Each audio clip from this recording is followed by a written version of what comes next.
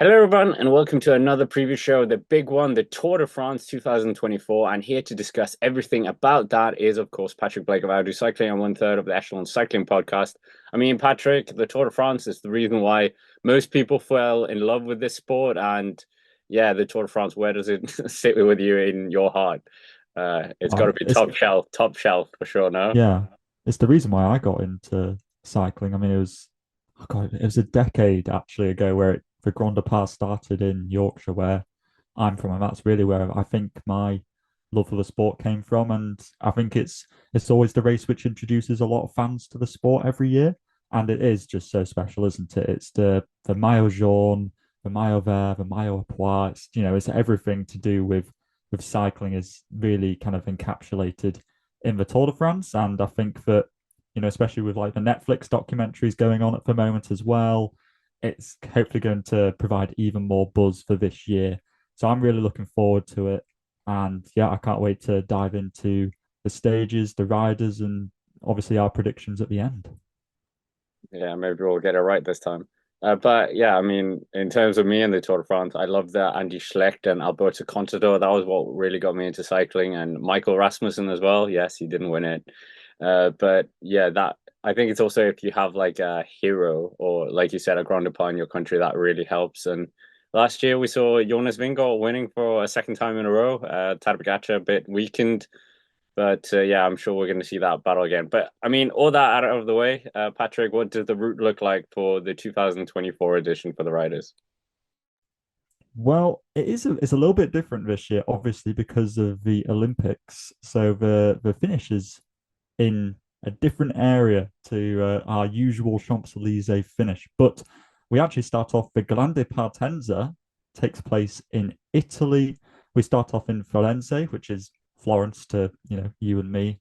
And we go to Rimini. This is a very tricky stage. It's got just shy of 4,000 altitude meters, which is up there with a lot of the mountain stages later on in this race. There's like six categorized climbs, seven categorized climbs, but it's a descent to the finish in Rimini.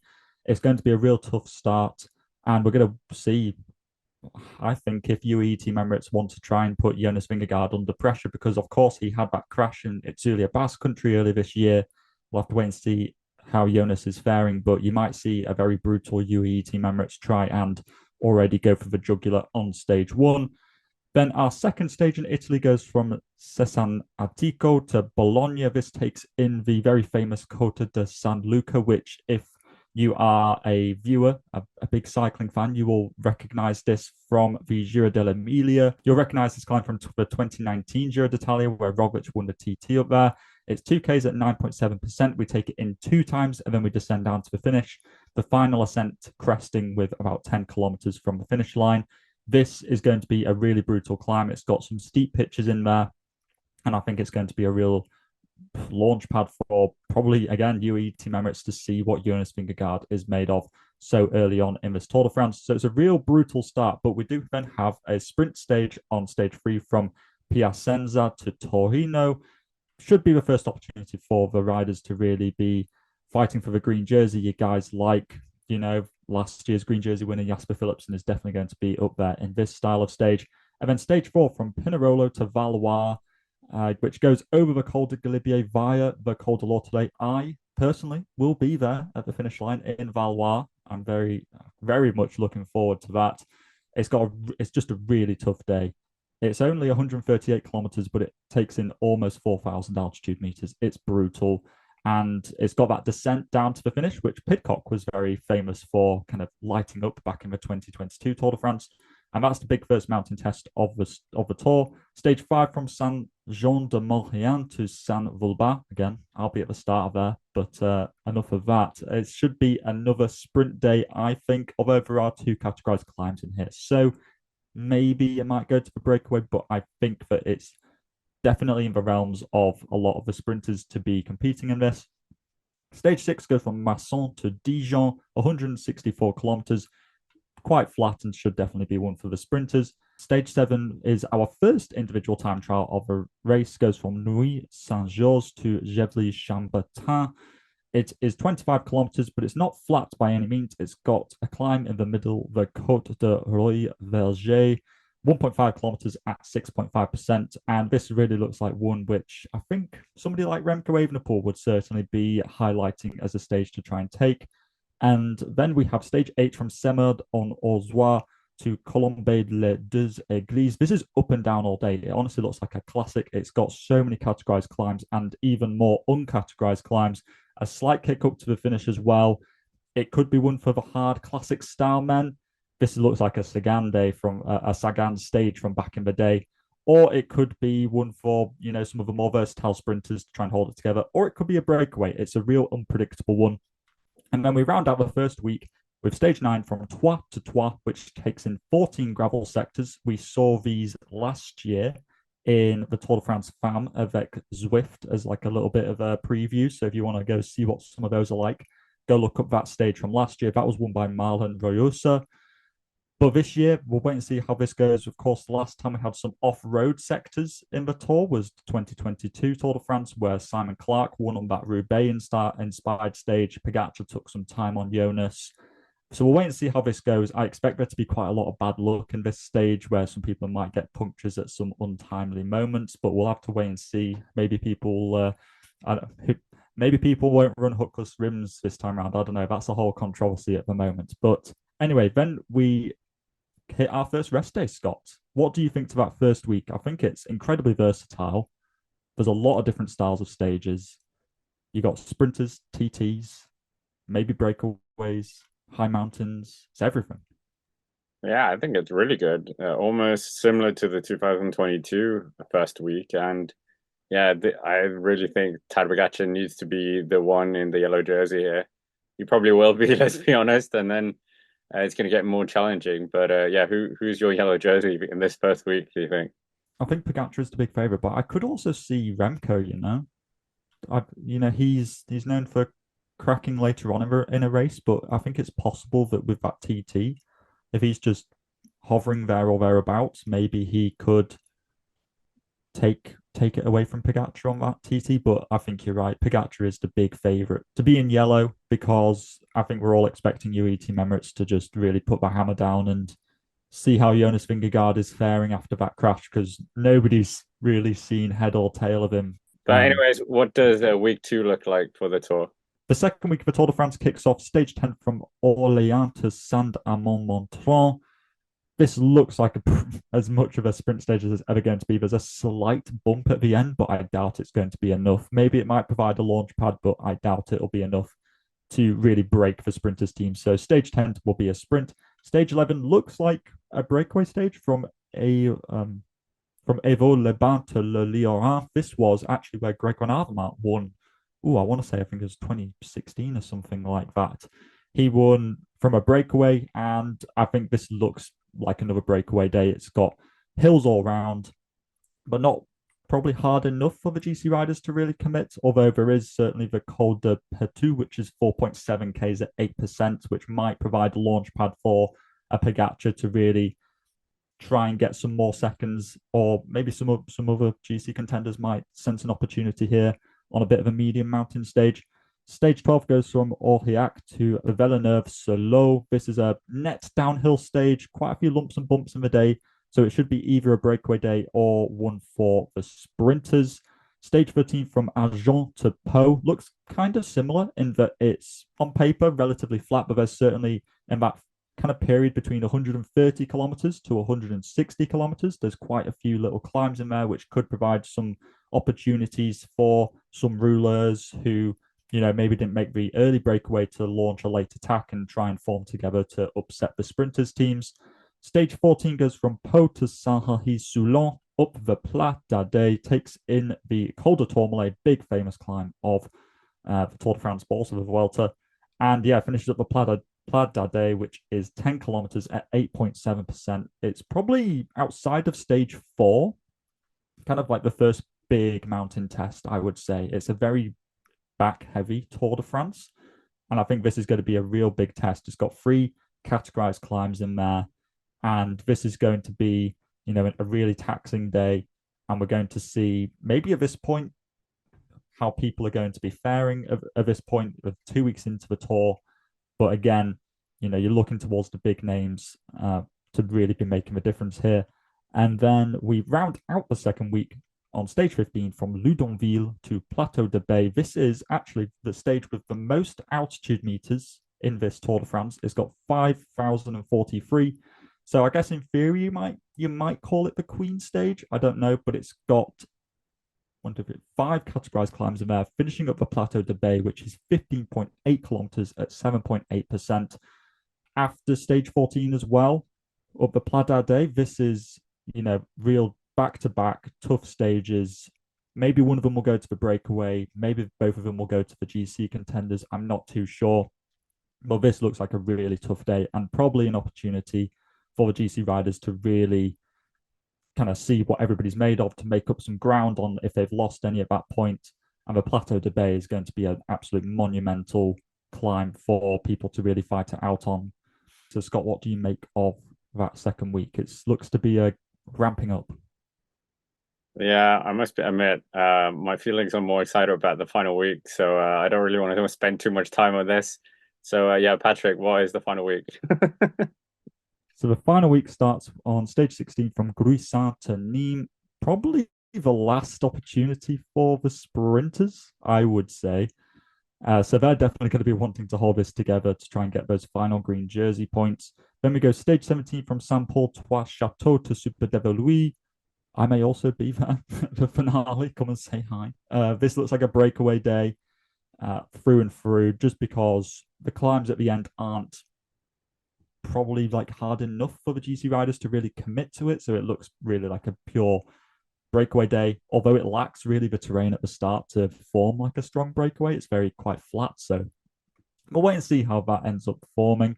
Stage 18 from Gap to Barcelonette. This is, if there was ever a breakaway day, this is it. This looks like a perfectly tailored breakaway day. It's got a good climb at the start, nice and long, and then a series of categorized climbs towards the middle, and then this kind of challenging, slightly uphill finish at the end. So this looks like a through and through breakaway day. I don't really expect the GC riders to be making any sort of splash on this day, especially considering, as Scott was alluding to, they have these three brutal days to finish off the race. Stage 19 goes from Emblun to Isola 2000, taking in the Col de Var, the Cima de la Bonne, which is the highest point of this Tour de France at 2,797 meters. And then they descend down and finish up the Isola 2000, 16.4 kilometers at 7%. The Cima de la Bonne, Scott, looks so tall that it makes the Col de Vars and the Isola 2000, which are over 2,000 meters, need I remind you, the Cima de la Bonne just goes so like far beyond them in the profile. It makes them look like just tiny little bergs. It's quite intimidating. Stage 20 goes from Nice to the Col de la Quiole. People who have watched Paris-Nice over the years will have seen a lot of these climbs used. They're kind of like this, the amalgamation over many years of Paris-Nice in this stage. You've got the Col de Braus, the Col de Torini, the Col de Colmier, and the Col de la Quiole.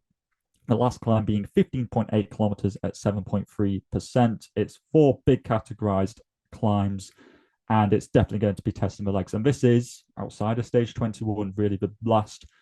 This is the last road stage, because stage 21 is the TT from Monaco to Nice, taking in the La Turbie climb, 8.2 kilometers at 5.7%, and then a bit of the Col d'Ez, which is 1.6 kilometers at 8.7%. But then we have to descend down the other side of the Col d'Ez down into Nice. A lot of the riders tend to live around here or have raced around here, so everybody's very familiar with it. It'll be interesting to see if they go with road bikes or TT bikes, I think, or whether they might do a bike change some way through the TT. And yeah, I mean, the last time, I mean, this could be very reminiscent of the, Le Monde versus Fignon, ripping the yellow jersey off somebody's back on the very last day of the Tour de France. We saw something similar to it back in 2020 when Pogacar took the yellow jersey from Roglic, but that was on the second to last day. So it is really the grand finale. And of course, finishing in Nice because the Olympics is on. Scott, you were saying that you were kind of wanting to talk about this third week. So what do you think about it? I think this is absolutely brutal, and I think we could be on for well, hopefully a classic in style of finish, like you said. Pogacar, Roglic, Le Monde, like having a real close battle before that final week would be incredible. But is that going to happen? I mean, who knows? I mean, it depends on the favorites, which we'll get into. But I think this is one of the best finishes in terms of on paper in a Tour de France. Yeah, I think you're right. It's really electrifying, and it does look quite scary actually. The amount of climbing they have to do in these last 3 days, and then finishing off by having to do a full gas effort on that final TT, not just like a ceremony around the Champs Elysees. It's really brutal. But with that, we might as well get into the favorites, and where best to start with the two-time Tour de France champion who's never finished lower than second place in the race. Yeah, quite incredible. That is Jonas Vingegaard, of course. He had this year a great start to the season, winning a Gran Camino, winning Tirreno Adriatico, then bad luck in the Tour of Basque Country, coming down in that very heavy crash, which has left a number of question marks over his form, where he is, the preparation. We've seen him out on the road. He's been out in Tignes before the Tour de France, but Patrick, Visma Lisa bike, they've already lost one of the Grand Tours that they won last year. So is the bad luck going to turn around for them here in this year's Tour de France? And who's in this squad as well? I think that Jonas is the absolute big unknown going into this race. Obviously, he is backed up alongside what we'd have a full star list, but there's definitely drips and drabs which you can piece together over the internet. He's backed up by Sepp Kuss, obviously the winner of the Vuelta last year, Tej Benoot, Matteo Jorgensen, Christophe Laporte, and Jan Tratnik. It looks like Wout van Aert will be going. There's definitely pictures of him around the place. So they've got one more spot left. I'm not exactly sure who it's going to go to, but it's a killer squad, absolutely. And Jonas is the big unknown because we saw other riders involved in that crash, namely Remco and Roglic were both there in the Criterium de Dauphiné. So we get to a little bit of a sense as to how they're going. But Jonas is coming into this race just from that crash. No race days since then. But he is, like you say, the Tour de France champion for the last 2 years. He is just a physiological phenomenon. He is just insanely good at climbing. And if he's on form in that last 3 days, he could, he could still be a serious threat for the win, dare I say. I think that nobody should be writing off Jonas Vingegaard as some kind of second tier favourite for this race just because of that crash. I think he is, you write him off at your peril for sure. Well, as it is tradition, I don't think he's going to win. I've said that for the last 2 years, so let's go with that. Yeah, I, it's kind of fortunate that Wout van Aert crashed. You have to say, no, Why do you think that? to have like him here. If he hadn't Oh crashed, he yeah, would have been at the Giro d'Italia, and then you would have been a yeah, Wout-less team, no? yeah. I think Wout is just he's like worth two men easily. He can do it all. We saw that up at Otakam in 2022. He was being he dropped Pogacar at the end of the day, and Wout is just an extraordinary talent. So yeah, it is probably good news that they've got Wout here as that kind of trump card. It's somebody which UAE team Emirates don't have is that versatile rider like Wout. He can really do it all. And like I said, he is worth two men. He can do it on the flat, he can do it in the hills, he can do it in the mountains, he can do everything. So I think Visma Bike, yeah, maybe we'll be quite glad to have Wout here to bolster their start list against an incredibly formidable UAE team Emirates. Okay, then we might as well go there then. Tadej Pogacar, Giro d'Italia champion. Tadej Pogacar winning everything. Tadej Pogacar most winning rider in 2024. But this team, UAE Team Emirates, last year they were very, yeah, disappointed that they didn't win. But Pogacar came in with the broken wrist, so preparation not ideal. Vingegaard, you could say, not quite the same position. I think worse position than Pogacar for sure. But yeah, how do you see this? Their team as well, absolutely phenomenal. Adam Yates and Almeida dominating the Tour of Switzerland or Tour de Suisse. And then you've also got Ayuso in there and a number of other riders. So yeah, Patrick, UAE Team Emirates, how do you see them this year? I think this is just a scarily strong team. It's like we've said this a few times, but this is I've been watching bike racing for 10 years, and this is probably the strongest Grand Tour team I've ever seen. Pogacar, Ayuso, Almeida, Yates, Sivakov, Soler, Vellens, and Pollitt. I mean, some of these riders have been specifically signed pretty much just for this role. Like they would be leaders in their own right in another team. Like you say, Almeida and Yates were super strong during Tour de Suisse. They were dropping the competition for Pogacar for the Tour, and that just shows how strong they are. Is that their domestiques, their workers for Pogacar, are stronger than some of Pogacar's competitors. That's just the kind of level that we're at. Ayuso was good earlier in the season, but he didn't finish the Dauphiné. He crashed in this real brutal crash, which took out a lot of riders. So I'm not overly sure as to how he's going to be going, but Almeida and Yates are super strong. Yates, of course, finishing third last year. Pogacar, like you say, isn't the only race he hasn't won this year Milano San Remo, where he finished third anyway.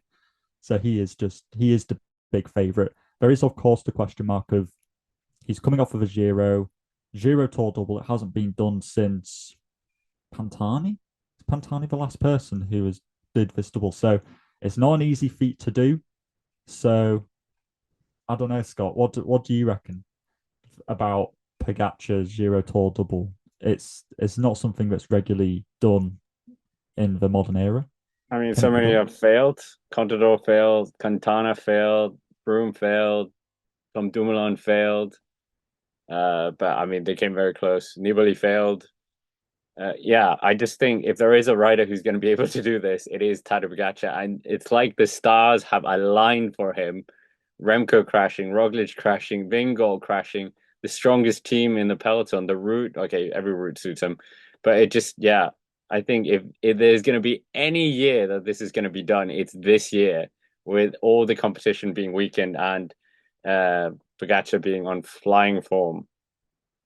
So yeah, I kind of want it. I kind of don't want it. I kind of want it. And he appreciates the historical nature. It's not like Froome, who at one point didn't know what Liège-Bastogne-Liège was, despite being a world tour rider.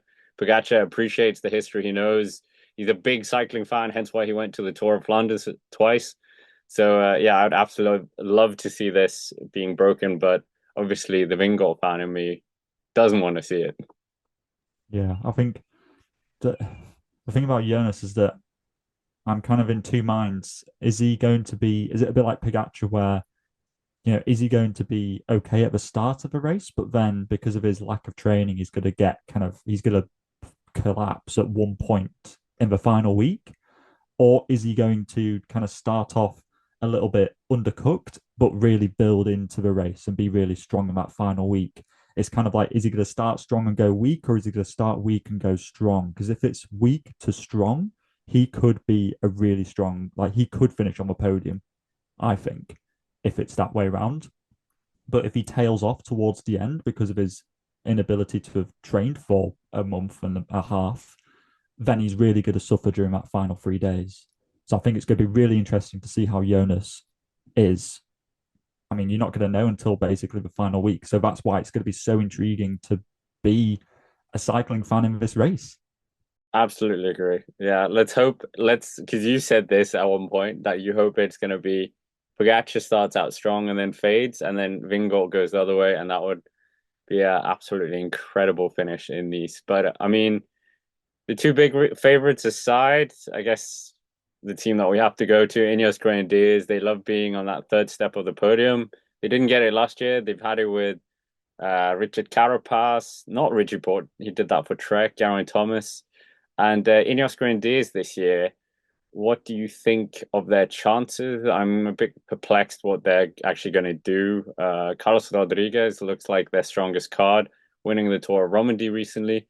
Tom Pidcock from the Netflix series didn't look like a great teammate, and he's been a bit bullish about his GC chances. And I believe Geraint Thomas is in the team as well, but I guess he's more of a super domestique road captain. So Ineos Grenadiers 2024 Tour de France, are they going to end their run of not winning it since 2019?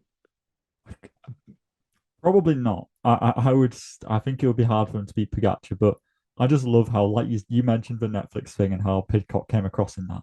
There was the whole episode, what was it, like The Enemy Within, I think it was called, where they were like, oh, we've got a bit of a problem with Pidcock and Rodriguez and got this dual leadership. What's the solution to that? Well, let's add in Geraint Thomas and Egan Bernal this year because that's going to make things even like more complicated. I don't really understand how they're just going with a numbers thing. They're just like, we're just going to have four leaders in this race and four domestiques, and we're just going to see who like survives the longest. But I agree with you. I think it should be Carlos Rodriguez. He was fifth last year. He won that stage into the Porte du Soleil on that descent.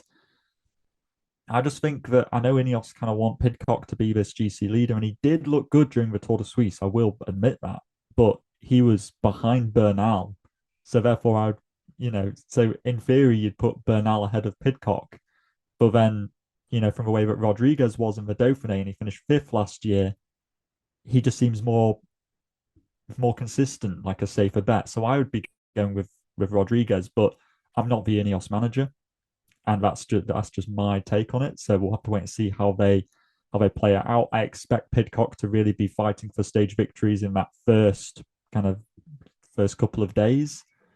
But yeah, in terms of GC, I really don't know. But I am fairly certain that they won't be winning the race. It sounds very defeatist to say that, but Poggy's just on a different level to everybody else. I'm sorry. I mean, we might as well. I probably should have mentioned this guy before Ineos Grenadiers, the 2023 Giro d'Italia champion, and Criterium de Dauphiné winner of this year. And that is, of course, Primoz Roglic with Red Bull Bora Hansgrohe, as they will be known. Uh, I was very impressed by Roglic in terms of the last few races. The last race, not last few races, because he crashed in the Tour of the Basque Country, then came back. And yeah, Primoz Roglic, he hasn't got that Tour de France title. He's got basically everything else in terms of the World Tour scene, not the Tour de Suisse, obviously, but the Tour de France is the big missing gap in his palmares. He hasn't actually finished the Tour de France since 2020, by the way, because every other edition he was part of, he crashed out. So yeah, how do you see the Roglic's chances of winning, and also who's in his team as well? Because there's quite a strong Bora Hansgrohe team, Red Bull Bora Hansgrohe. He's just being a Roglic fan has been tough at the tour for the last few years. I mean, it's tested my patience, and I think we all kind of want him to win, but it has been quite frustrating to just be like, oh, he's crashed again, he's crashed again. But in his team, he's got a very strong team. He's got Jai Hindley, who was the Giro d'Italia winner of 2022. He's got Vlasov, who was fantastic during the Dauphiné. He finished in sixth place, I think it was, just because he was just absolutely flying. Then they've also got Van Poppel, Nico Denz, Matteo Sobrero, Bob Jungels, and Marco Haller. I mean, this is the team that went to the Dauphiné. Obviously, Van Poppel's been added on, but this is the team that went sent to the Dauphiné. It worked really well. They seem to be all around Roglic. There's no co-leadership with somebody here and there. It's all in for Roglic. And I like that. I like how they're committed to him and not some, trying to, keep Vlasov and Hindley all happy with some fake GC prospect. I like that they're committed to Roglic. Can he do it if he stays upright? I think he's got an okay chance. I think he is one of the strongest competitors that Pogacar will have so long as Roglic remains upright. You'll notice how much I'm emphasizing that because he has crashed about 15 times in the last few years. But he won the Dauphiné, like you said, and that was after his crash. I feel like, he only just about beat some people who you'd think he would have beaten more convincingly. But I think that he's going to get better because he is still like recovering, I guess, from that crash. So I think that Roglic is going to have got better since the Dauphiné. So therefore, I do think that he's going to be a big competitor for Pogacar. Arguably, but one of the biggest threats, I think, alongside Jonas, who's a bit maybe, not sure how he's going, but Roglic is a bit more of like a certain competitor. Absolutely. I mean, that first week, Giro d'Emilia, he loves that race. He won it last year, so wiped the floor with everyone, including Tadej Pogacar. So you never know. And like you alluded to as well, he won the San Luca time trial in 2019. Okay, that is 5 years ago. So it's not like yeah. But yeah, other than that, like Bora, very interesting. Ineos, interesting. Visma. Are we going to talk about Sudal Quickstep? I feel we probably should. Remco Evenepoel, uh, his Dauphiné, he said he wasn't going in completely fit and he was using it more as training, which you can see the way he was getting dropped as well. So he said he was a lot stronger after the race. And I know there's like an enormous amount of pressure on his shoulders. Being labeled the next Eddie Merckx ever since you were 17 is quite a daunting burden. But I think he's doing pretty well, given that he was caught up in that crash as well. Won the time trial. But what does his first ever Tour de France look like? Are they going in with ambitions of the GC, or is it going to be stage victories, or is it going to be the polka dot jersey like we saw with the Vuelta last year, or is that the plan B?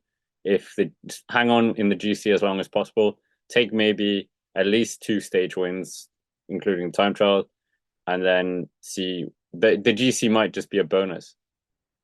Yeah, I think you're right. The GC, I think it'll definitely be a focus, but I don't think that, dare I say, that they're not going to be like using it as like the main target. It doesn't seem like something which they're going to be focusing fully on. I think Remco has said that he just kind of wants to win a stage, and I think it's so long as he gets that, which will, it could very well likely come in that first TT in that first week. Is he going to go for GC? I don't know. I reckon he'll try hang on, but if he drops big time in a stage, I think that he'll do like what he did in the Vuelta, and then I think he'll start going for breakaway victories. Yeah, I just think that Roglic, who was involved in the same crash, the same incident at Basque Country, seems to be faring a lot better right now than Remco is, and so I think that I don't think that Remco will be on the same level as Roglic in the Tour. So therefore, I can't really say that Evenepoel is going to be like a big contender for the win because I'm already kind of questioning whether Roglic is going to be good enough to beat Pogacar. So therefore, if I don't think that Remco's on the same level as Roglic, then I can't put him as like a big favourite for this race. Even though I'd love to, I think he's a great rider. He's very exciting to watch. He really takes the race by the scruff of the neck sometimes. But yeah, I think he'll take a stage win or two. But in terms of GC, I'm not overly confident.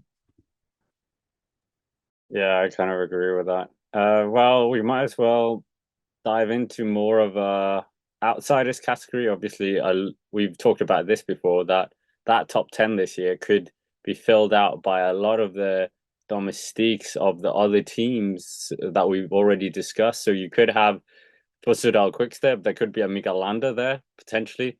For UAE, you could have three riders from UAE. So then you're already five places gone. Then you've got Bingo potentially. Then you got Sepp Kuss, uh, Roglic, Jai Mhm. Hindley, Vlasov, Adam Yates. Like it's getting silly. But in terms of the other teams, obviously you've got Movistar with Enric Mas here. David Gaudu would want to try and get into the top 10 again for Groupama FDJ. Bahrain Victorious, we're always looking towards them as well. But yeah, out of the top 10, okay, we would love to see Aleti Lutenko in there, but I don't think that's happening. Simon Yates, yeah, who out of these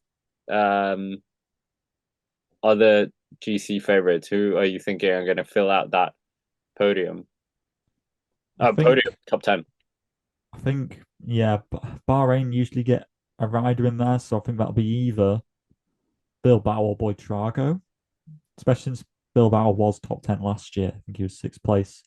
Boitrago, first Tour de France, I'm not overly sure, but like you say, it could be just the domestiques. It could be Adam Yates, it could be Almeida, Vlasov, Hindley, Matteo Jorgensen was second in the Dauphiné and he won Paris-Nice. Those are the other two big stage races which are organised by the ASO, the people who run this race. Jorgensen has had a fantastic year in terms of GC. Jorgensen could very well have a tour of discovery as a GC prospect. Carapaz has been a little bit hot and cold. He left the Tour de Suisse, not really sure why. Could be a bit of illness. Like I say, Pidcock, Carlos Rodriguez, Bernal, G, um, Lawrence de Plus, for goodness sake. Maybe he could even sneak a top 10. Enrique Mas. Ciccone and Teo have apparently contracted COVID in the last week or so. So I'm not sure how they're going to be going. They're not even like on the bikes at the moment. Maybe a Bardet or a Barguil if they get into the right breakaways. What about Derek G? I mean, he was third in the Criterium de Dauphiné. Maybe he could do something as well. And yeah, I think Simon Yates is interesting because we haven't seen him since when the Tour of Romandy. But you could say in 2023 he finished in fourth place in the Tour, and the last time we saw him before then was the Tour of Romandy, where he DNF'd. So therefore, it's hard to write him off as well because he did exactly the same thing last year and he finished in fourth place. So I'm not willing to write Simon Yates off, but like you say, there's about 20 riders who finish inside the top 10. So there's going to be quite a few disappointed people, that's for sure. So, anyways, Patrick, we haven't really spoken about any French riders. They haven't had a winner since 1985, I think, with Bernard Hinault. Is that going to change this year? Probably not. But who's in the best position to do a good tour for the French? Can Pogacar claim some sort of dual nationality or something like that? Maybe that would work. In terms of who's got the best shot, I mean, Gaudu possibly, although he really hasn't been like the David Gaudu of, well, namely, what was it like Paris-Nice 2023? He looked really good. He hasn't really been on that form since then. Maybe Bardet or Barguil, but I'm really not too sure, especially since Bardet finished ninth in the Giro d'Italia. That's not like the greatest, in that field. If you kind of impose that onto the tour, he'd end up finishing towards 20th. Sivakov, I guess, because he changed nationality. Maybe he could do something. Guillaume Martin, the Mr. Yo-Yo himself. Maybe he could do something in GC, but yeah, I don't know. It's not looking that great, is it? I'm trying to think as to who might be the highest up. I guess, in my opinion, it would probably be like, I think it's going to be Gaudu, probably. Although, if they get in the right breakaways and stuff, maybe like Madouas could pip him because he was 10th the other year. So maybe the riders who get into the breakaways might stand a better chance, like a Guillaume Martin as well, or a Barguil. So yeah, I think that overall, I'm not sure where the best French rider will finish, but I'm not convinced it'll be inside the top 10. I think it's more likely to be like an 11th to 15th. Yeah, I think you're right with all the domestics we've talked about, etc., etc. But that aside, I can't believe we haven't even mentioned this man's name, Mr. Macho Van der Poel, the world champion, and we'll go into sprinters now because he was a whatever you think, quite a good lead out man last year with Jasper Philipsen obviously taking four stage wins and the green jersey. Alpecin de Koenig, Patrick, is it just going to be a copy and paste from last year? Maybe Mathieu van der Poel getting his own chances a bit in that early week. But yeah, arguably the best sprinter in the world, even though he has been beaten this year by Tim Merlier, but he's obviously not going to the race.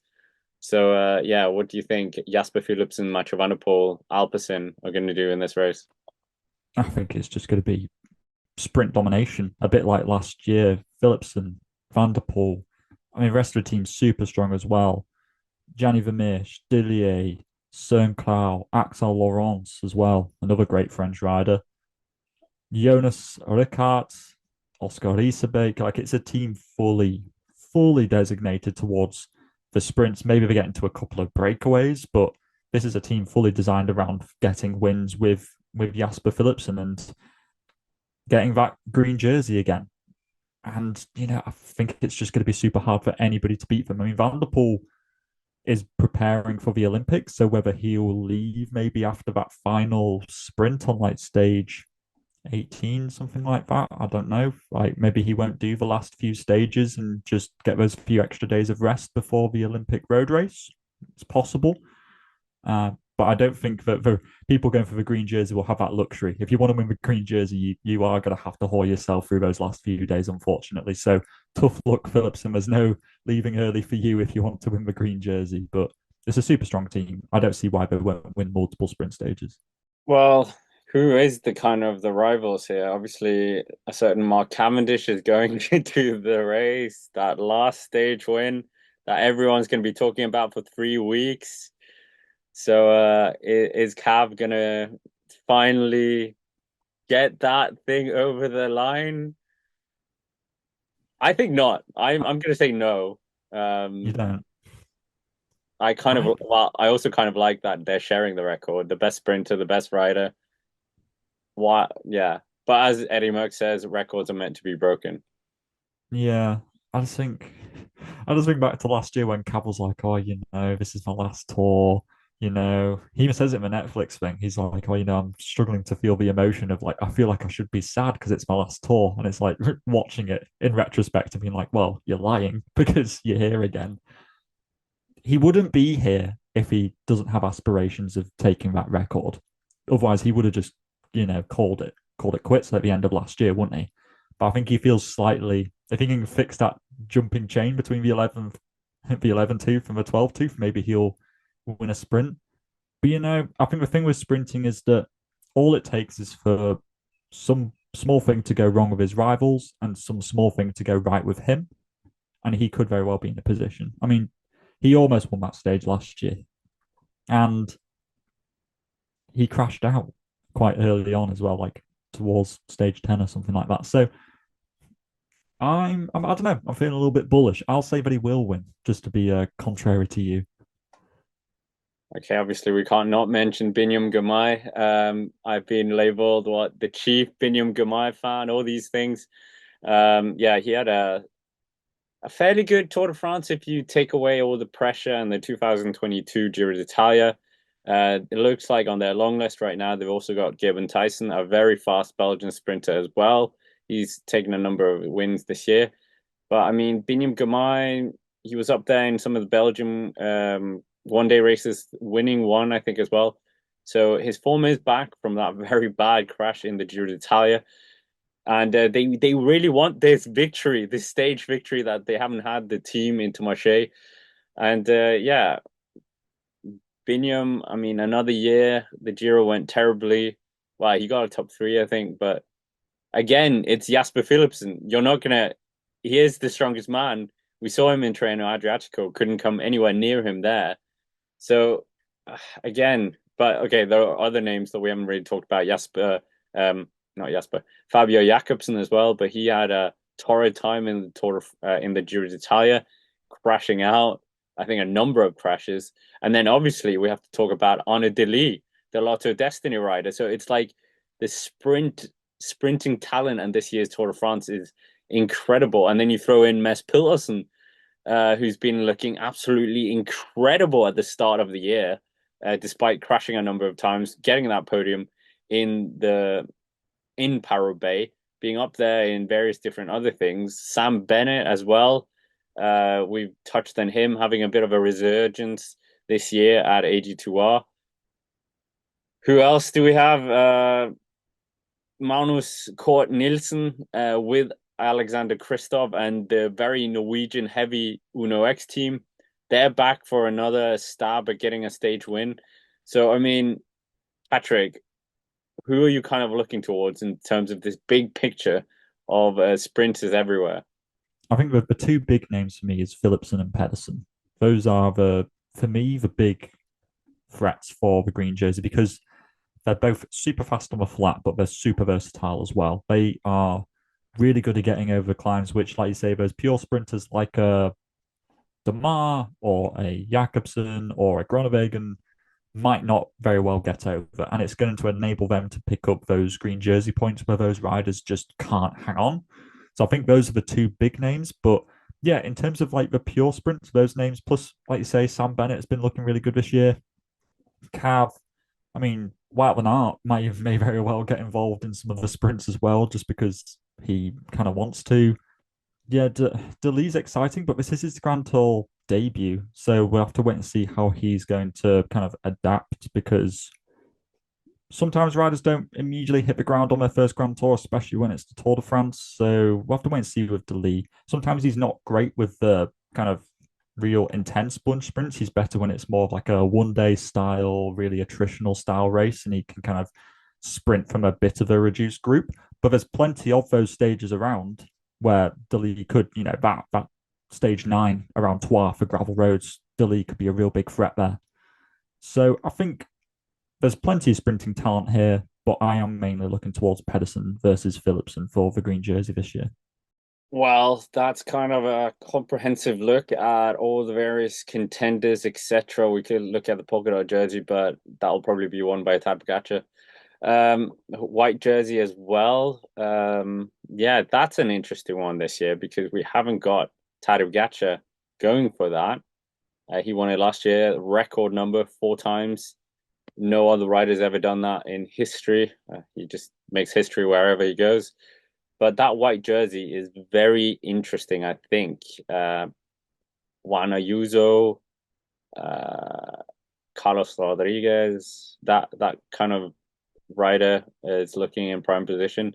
Remco Evenepoel could also win that. So a number of riders there. But that out of the way. Predictions time.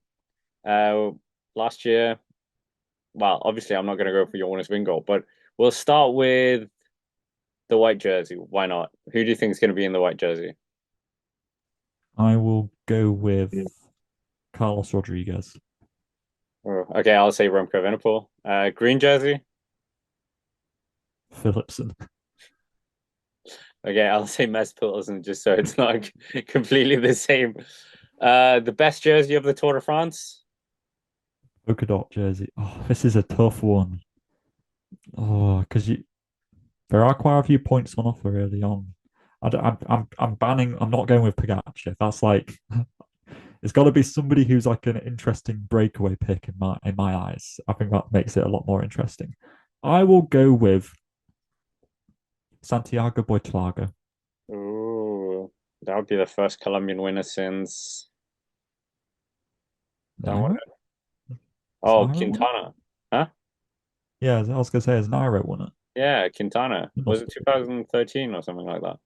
Yeah. Okay. I'm gonna say Magnus Cort Nielsen. No, I'm kidding.